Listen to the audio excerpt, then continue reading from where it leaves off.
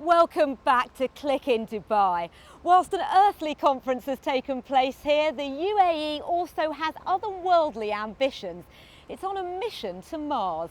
Samir Hashmi met with the brains behind the UAE Space Program.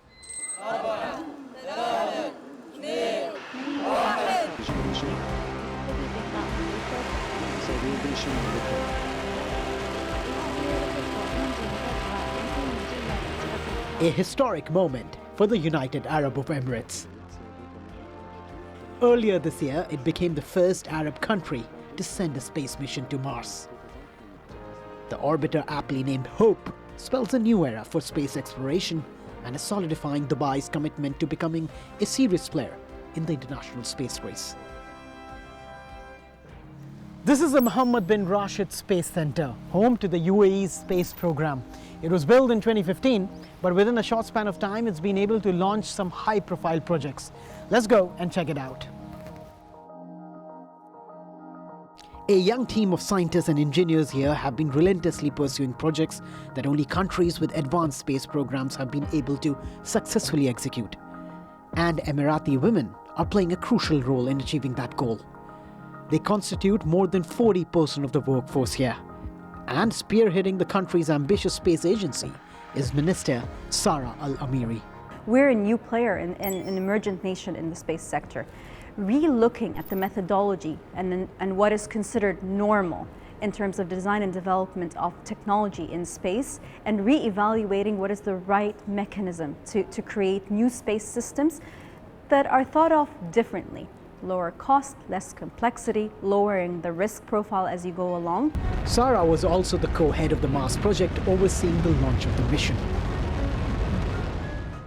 The objective of the mission is not to land on the red planet, but to circle around it for an entire Martian year, to gather new data about its climate and atmosphere. And now the team is gearing up to undertake the biggest challenge of the project. On the 9th of February 2021, the orbiter will enter the Mars orbit. And according to Imran Sharaf, the head of the Mars mission, that day would decide whether the project was a success or not. Of course, that process of entering Mars or doing the Mars orbit insertion is a very critical phase within the project, in which you actually slow down the spacecraft from an average speed of, during the travel time, of 120,000 kilometers per hour down to 18,000 kilometers per hour. If you go too slow, you crash onto Mars. If you go too fast, you skip Mars. But the Mars mission is not the only project that's keeping the teams busy here. I went to check out the next big project that is under development. But to be able to see it, I had to suit up in the special uniform. This is the clean room. It's the most important lab in the whole building.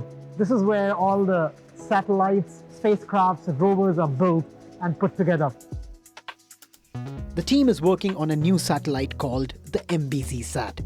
If all goes according to plan, then it will be ready for launch in 2023.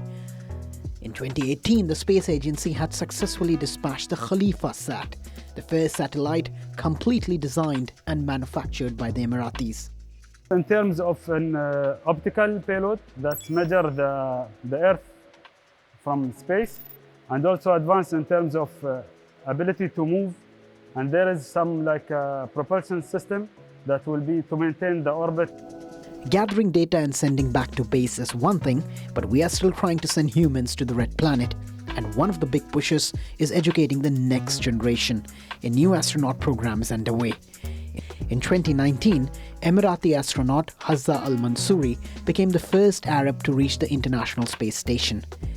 He was selected after a rigorous competition, saw more than 4,000 Emiratis from various backgrounds applying for the astronaut program. After the success of the first edition, the country is now on the lookout for more homegrown astronauts. Gives them a big edge. Saleem Al-Mari, the head of the project, says that the objective of the program is much bigger than just selecting astronauts. We believe strongly in the benefit of human spaceflight. So I think it's at the forefront of technological innovation, but also I think inspiration. What better way to do it than to have space ambassadors who can train for years on end, be fit and able to conduct very difficult and dangerous missions, but at the same time show to kids that if you study hard and you work hard, this is what you can achieve. With the space race in the Middle East heating up, preparing the next generation will be crucial for the UAE to hold on to the competitive edge. And with the country aiming to position itself as a space hub of the region, eventually it will boil down to technological innovation if the country is to achieve that goal. That was Samir, and he joins me now. Brilliant stuff. I'm not sure how aware people are of how active the UAE is in the space sector. They became active only over the last decade or so, but it's really from 2015 that they decided that they need to go big, like they do many things here in Dubai. And they announced some high-profile projects. Of course, the Mars mission, in terms of the launch, now we'll know by February whether the whole mission was a success or not. And in that sense, they've realized that space sector is going to be a critical component of reinventing their economy. And that's why they're spending a lot of money, resources, and they've announced such many big projects in the last 7 to 8 years. So what does the Space Centre have planned next?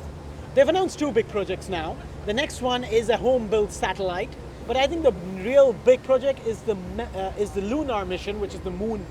They're building a spacecraft called the Rashid spacecraft, a rover actually, which will be launched in 2024. Now that will be a manned mission. And if that happens, again, they could become the first country in this region to do it. But they've got competition, Lara. Until now, this was a country known for oil or, for tourism, flashy buildings, come down, have a good time and go. But now they think that if they have to reinvent themselves, they need to rejig their economy. And at the heart of that is going to be the tech sector. Sounds like we may be hearing a lot more from you. Thank you very much. Look forward to seeing you more often here. Hope so. But we can't go before a trip to the site where Expo 2020 was due to take place. And what a sight it is! The scale is incredible. This place is over 4 square kilometres. The multicultural festival is hoped to go ahead next year, albeit without a change of name. I guess that branding was pretty pricey. It'll bring together culture, entertainment, innovation and tech from around the globe, as well as see a few robots at work. Wow, everything has been thought of here. Protection from the sun while still allowing the light in. And although it may not seem obvious with what's been built here, sustainability is actually pretty central to the concept. This is the Sustainability Pavilion. Its incredible 130-metre wide canopy, plus these tree-like structures that move with the sun, are packed with over 1,000 solar panels. It's one of the places where you would engage with the world environmental problems in a realistic, fun and engaging way. It's designed to be net zero energy, net zero water. So what means that it has the power to generate its own energy and water needs. The way the event will run and be navigated is looking pretty futuristic itself. There are going to be over 150 robots carrying out various different functions. This one here has built-in AI to be able to answer your questions, plus we'll be taking around some old-fashioned bits of paper with the information. Here you have a virtual security guard. If masks are still necessary by then, it can spot anyone who isn't wearing one. It can also keep an eye on the crowds to make sure people are moving around efficiently. Of course, you're going to want food and drink here, and so why not have a robot bring it to you? This one is currently delivering water, but could of course deliver anything. Or here you've got the information robot, which hopes to be able to answer all your questions, or maybe even take you to a place you need to go. Take me to the Mobility Pavilion. I am taking you to the Mobility Pavilion. And from there you just follow it. But keeping the robot in check will require a fair few humans. Within the operations center, you're going to have a team that's going to be looking at the controls of all the robots, where they need to be, what is needed from them. The robots are going to be, most of them are going to be working 8 hours a day, and then after that they need to go back to their stations and charge.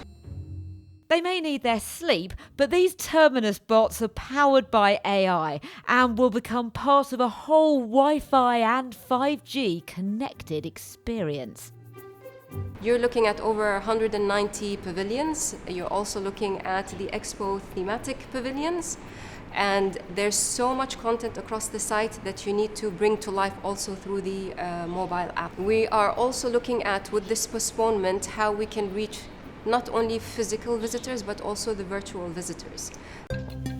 Siemens' MindSphere platform is also being used to track and control the crowds, assuming that will be a thing by then, to better the experience for them and make it more efficient. Smart meters and sensors will monitor use of power, light, water and climate conditioning systems, effectively creating a mini smart city. 80% of what we have here is going to stay as a legacy, and it will turn into District 2020. So a new hub, a new center of how the city of the future could look like. That's it for our Dubai special. I can't wait to come back in better times. As ever, you can keep up with the team on social media on YouTube, Instagram, Facebook and Twitter at BBC Click. This is actually our final show of 2020. Thank you so much for watching. We'll be back next year, which I hope will be a better one for all of us.